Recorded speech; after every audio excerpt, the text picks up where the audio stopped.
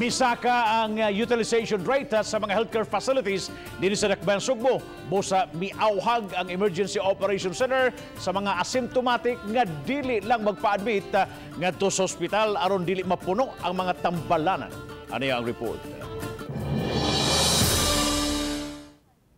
Gibutyag sa Pangulo sa Emergency Operations Center sa Dakbayan, Sugbo, Joel Garganera, nga 30 ngadto sa 40% ang utilization rate sa mga healthcare facility.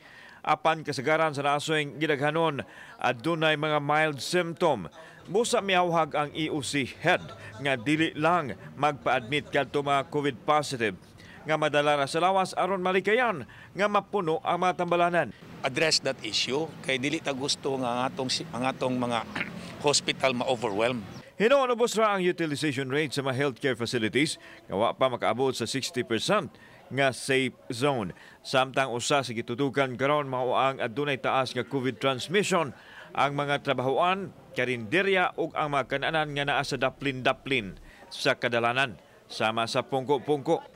Busa ang Cebu City Police Office may pahimang usab sa mga pungko-pungko vendors nga ipa-take out na lang aron malikayan ang pagtakod sa virus. For the last 2-3 weeks na to nga constant natong enforcement sa barangay, sa atong police, no, nga dili na sila ingon nga gibadlong, but they are also taught how to do it the right way, no, the COVID safe way ba. O ato na lang balot ang tanan, then sila na bahala og asa sila mukaon nato silang balay. Gidugang ni Garganera nga kinahanglan gihapon og swab test ang mga tawo nga mosulod sa syudad gikan sa ubang mga dapit nga moagi sa pantalan. Kauban si Clover Lumayag, ako si Alan Domingo. Balitang Bisdak.